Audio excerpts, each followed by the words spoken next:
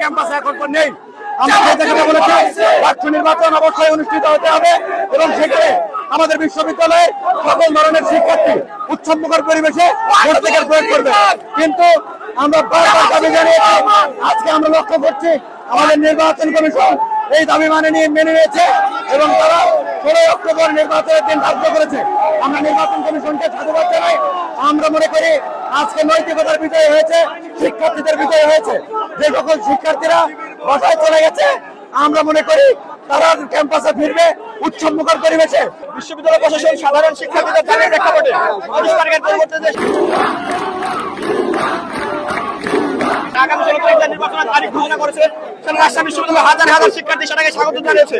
ইনশাআল্লাহ আমরা সবাইকে নিয়ে একটা সুন্দর অংশগ্রহণমূলক নির্বাচন রাজশাহী বিশ্ববিদ্যালয়ের শিক্ষার্থীদেরকে উপহার দেবো। আমরা তবে সবাইকে নিয়ে একটা সুন্দর আসন নির্বাচন করতে পারি। এজন্য বিশ্ববিদ্যালয় প্রশাসনকে ধন্যবাদ জানাই।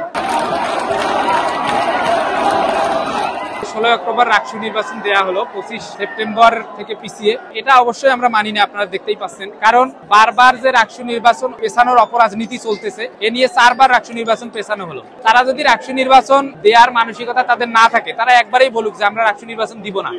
কিন্তু এভাবে বারবার পেছানোর অপরাজনীতি করার দরকার নাই। ছাত্র দলকে বা যারা রাকসু বানচাল করতে চায় তাদেরকে প্রিভিলেজ দিতে গিয়ে যদি তারা রাকসু নির্বাচন বারবার পিছিয়ে এক সময় গিয়ে বলে যে আমরা রাকসু নির্বাচন এবার আর করবো না, সেই কথাটা আগেই বললে শিক্ষার্থীদের জন্য সুবিধা হয়।